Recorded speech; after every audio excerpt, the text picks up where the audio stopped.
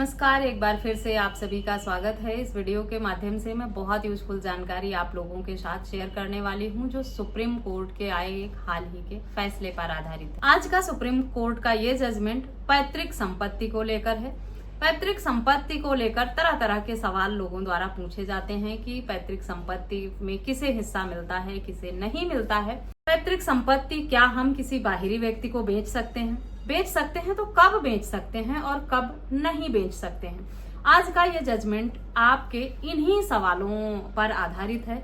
इस वीडियो के माध्यम से आपके पैतृक संपत्ति को लेकर जो भी इस तरह के सवाल थे वो सारे क्लियर हो जाएंगे। तो पूरी जानकारी पाने के लिए इस वीडियो को अंत तक जरूर देखें। अगर मेरे चैनल पर नए हैं, अब तक सब्सक्राइब नहीं किया है, तो प्लीज सब्सक्राइब करके बेल आइकन को जरूर प्रेस करें ताकि इस तरह की और भी इंफॉर्मेटिव वीडियोस आपको घर बैठे मिलती रहे। सबसे पहले ये बात करते हैं कि पैतृक संपत्ति या स्वअर्जित संपत्ति है क्या। दो तरह की संपत्ति का जिक्र आमतौर पे होता है, एक पैतृक संपत्ति और एक स्वअर्जित संपत्ति। पैतृक संपत्ति वो संपत्ति होती है जो 3 या उससे अधिक पीढ़ी से पीढ़ी दर पीढ़ी ट्रांसफर होती हुई चली आ रही हो, यानी हमारे दादा परदादा द्वारा ट्रांसफर की हुई जो संपत्ति है उसे पैतृक संपत्ति माना जाता है। ऐसी संपत्ति जो हमारे खून के रिश्ते होते हैं, जो हमारे वारिस होते हैं, उन्हें मिलती है और हमारे होने वाले वारिस को बराबर हिस्सा ऐसी संपत्ति में दिया जाता है। कुछ स्टेट में बेटा और बेटी दोनों को समान हिस्सा मिलता है, कुछ स्टेट में बेटियों को पैतृक संपत्ति में हिस्सा देने का अधिकार अभी भी लागू नहीं हुआ है। लेकिन पैतृक संपत्ति जो है उसमें जो आपके वारिस हैं, जो आपकी प्रेजेंट जनरेशन है या जो आपकी आने वाली जनरेशन है, उसमें समान हक अधिकार दिया जाता है।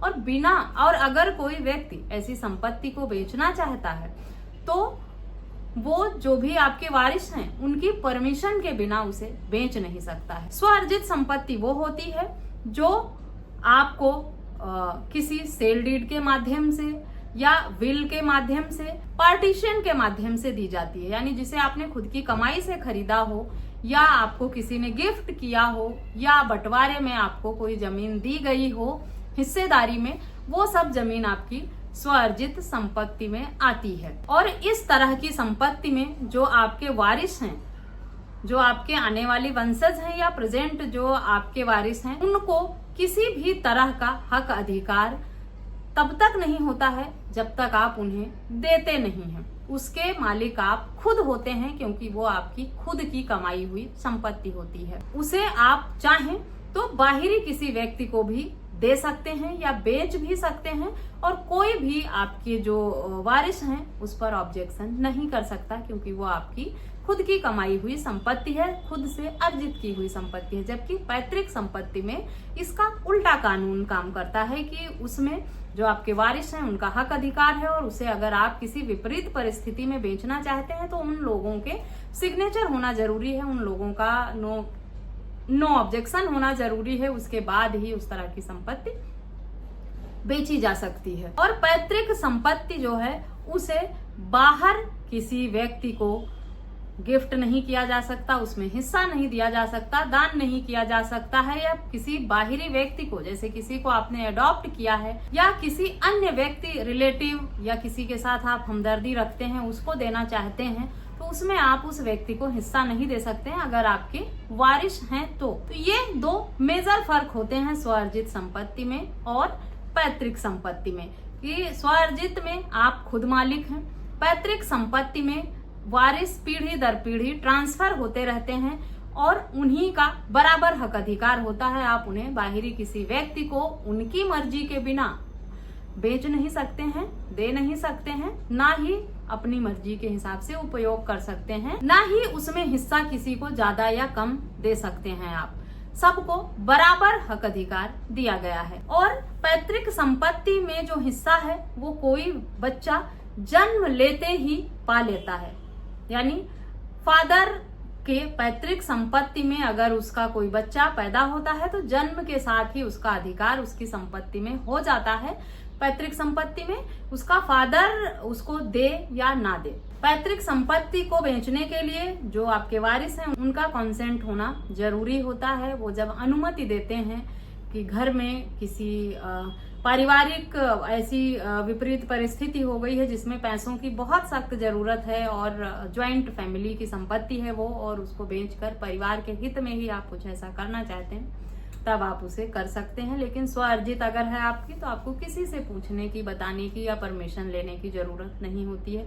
उसे आप अपनी वारिस को दें या किसी बाहरी व्यक्ति को दे दें, वो आपकी इच्छा पर निर्भर करता है। अगर आप किसी व्यक्ति की पैतृक संपत्ति खरीदते हैं तो इस बात का ध्यान रखें कि जो उसके प्रेजेंट वारिस हैं उन सब के सिग्नेचर होना या उनका विटनेस होना बहुत जरूरी है, क्योंकि अगर आप ऐसा नहीं करते हैं तो खरीदने के बाद उसमें से कोई भी एक व्यक्ति जो उसके हिस्सेदारी में शामिल था वो ऑब्जेक्शन कर सकता है और फिर आपकी प्रॉपर्टी विवादित हो जाएगी। आज का ये जजमेंट एक ऐसे मामले पर है जिसपे एक फादर के कई उत्तराधिकारी थे और उसने एक पार्टीशन डीड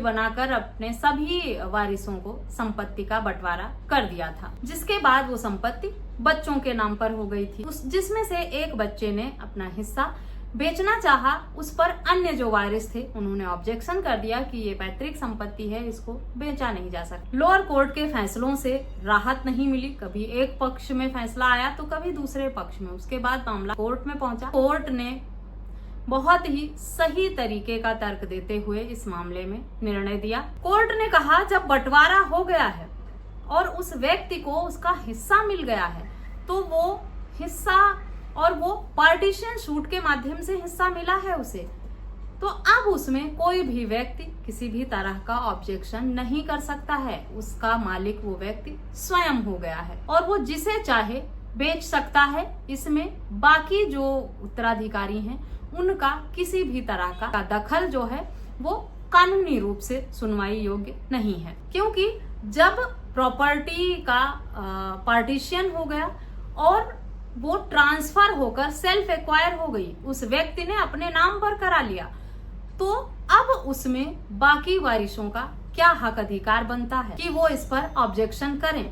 इस तरह की संपत्ति में जो बाकी उत्तराधिकारी हैं वो किसी भी तरह का ऑब्जेक्शन नहीं कर सकते। हाँ, जिस व्यक्ति ने बेचा था उसका अगर कोई वारिस है, उसका उत्तराधिकारी है, तो उसे ऑब्जेक्शन करने का हक अधिकार जरूर है। लेकिन जो बाकी भाई बहन हैं वो अगर इस बात पर ऑब्जेक्शन करें कि ये पैतृक संपत्ति है, ये मेरा भाई या मेरी बहन बेच नहीं सकता, तो ये कोर्ट की नजर में उचित नहीं है और इस तरह के जो ऑब्जेक्शन है वो सुनवाई करने योग्य नहीं है। आशा करती हूँ इस जजमेंट के माध्यम से आप ये समझ गए होंगे कि पैतृक संपत्ति और स्वअर्जित संपत्ति जो है उन्हें कब और कैसे बेचा जा सकता है, कब नहीं बेचा जा सकता, कौन ऑब्जेक्शन कर सकता है, कौन नहीं कर सकता है। इस जजमेंट की डिटेल भी आपको वीडियो के डिस्क्रिप्शन बॉक्स में मिलेगी या वीडियो के स्क्रीन पर आपको जजमेंट की डिटेल दिख गई होगी।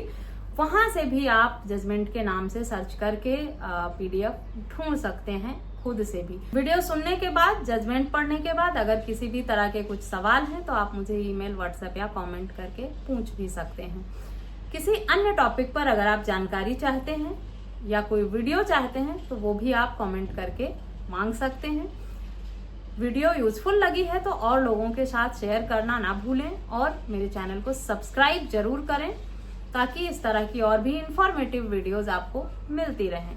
इस वीडियो में बस इतना ही, मिलते हैं नेक्स्ट वीडियो में। तब तक के लिए थैंक यू एंड बाय।